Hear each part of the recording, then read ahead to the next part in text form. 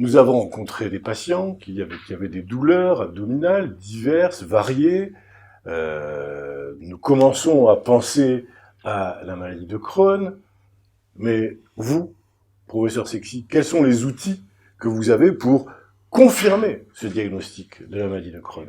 Eh bien, le diagnostic n'est pas toujours facile à faire. Il n'y a pas comme dans d'autres maladies, la maladie cœliaque ou d'autres maladies auto-immunes, un test spécifique qui vous dira « Ah, ce patient a une maladie de Crohn ». Non, c'est un faisceau d'arguments avec un syndrome inflammatoire, la chronicité de l'inflammation, la chronicité des lésions, les examens endoscopiques, et ça c'est très important d'aller faire les examens endoscopiques, je vais vous en dire un mot, les examens morphologiques, avec soit le scanner, soit l'IRM de l'intestin grêle, qui va permettre de vraiment bien voir la paroi de l'intestin grêle, qui va permettre de finalement conforter l'impression de maladie inflammatoire chronique intestinale et de dire que c'est une maladie de Crohn. Alors les endoscopies, eh bien, ce sont des explorations qui vont aller regarder, une fois qu'on aura pris une préparation, le côlon et le début de l'intestin grêle en remontant par voie rétrograde et par l'anus.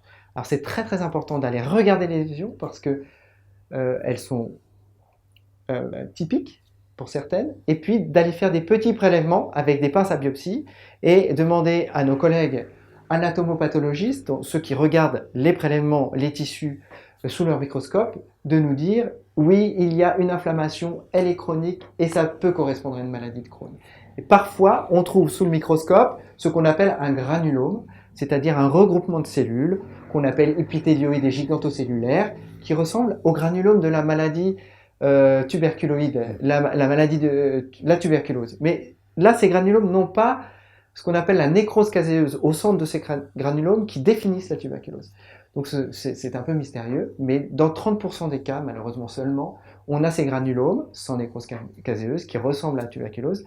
Et là, on peut dire, c'est sûr que c'est une maladie de Crohn. Diagnostic de certitude. Mais bon, c'est que dans 30% des cas. Donc le reste doit être un diagnostic d'élimination.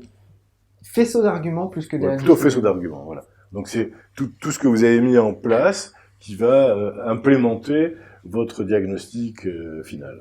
Finalement, si on trouve deux arguments morphologiques à quelques semaines ou mois d'intervalle, que ce soit l'IRM de l'intestin grêle, les endoscopies et puis le syndrome inflammatoire chronique, eh bien, on pourra dire que c'est une maladie de Crohn.